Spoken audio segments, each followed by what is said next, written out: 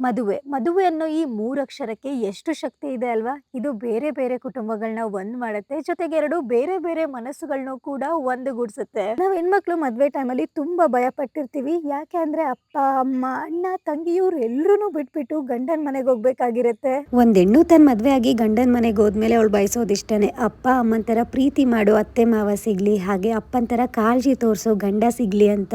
ಅಪ್ಪ ಅಮ್ಮನ ತರ ಪ್ರೀತಿ ತೋರಿಸೋ ಅತ್ತೆ ಮಾವ ಸಿಗಬೇಕು ಅಂದರೆ ಮನೆಗೆ ಸೊಸೆಯಾಗಿ ಬರೋರು ಕೂಡ ಅತ್ತೆ ಮಾವನ ಅದೇ ರೀತಿ ಚೆನ್ನಾಗಿ ನೋಡ್ಕೋಬೇಕು. ಒಬ್ರಿಗೊಬ್ರು ಅರ್ಥ ಮಾಡ್ಕೊಂಡ್ರೆ ಎಲ್ಲ ಲೈಫು ಕೂಡ ತುಂಬಾ ಚೆನ್ನಾಗಿರುತ್ತೆ. ನೀವು ಯಾವಾಗ ಬೇರೆಯವ್ರ ಲೈಫ್ನ ನಿಮ್ಮ ಲೈಫ್ ಜೊತೆ ಕಂಪೇರ್ ಮಾಡೋದನ್ನ ನಿಲ್ಲಿಸ್ತೀರಾ, ಅವಾಗ ಎಲ್ಲ ಲೈಫು ಕೂಡ ತುಂಬಾ ಚೆನ್ನಾಗಿರುತ್ತೆ.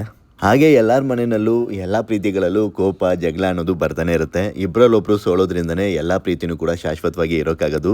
ಹೇಳೋದಿಷ್ಟೇ, ಇರೋದೊಂದೇ ಲೈಫು, ಎಂಜಾಯ್ ಮಾಡಿಕೊಂಡು ಖುಷಿಯಾಗಿರಿ ಎಲ್ಲರ ಜೊತೆನೂ. ಕಾಣದ ದಾರಿಯಲ್ಲಿ ನಿನ್ನವರನ್ನು ಹುಡುಕಬೇಡ, ನಿನ್ನ ದಾರಿಯಲ್ಲಿ ನಿನಗಾಗಿ ಬಂದವರನ್ನು ಕಳೆದುಕೊಳ್ಳಬೇಡ. ಎಲ್ಲರ ದಿನ ಶುಭವಾಗಲಿ, ಎಲ್ಲರೂ ಖುಷಿಯಾಗಿ ಇರಿ.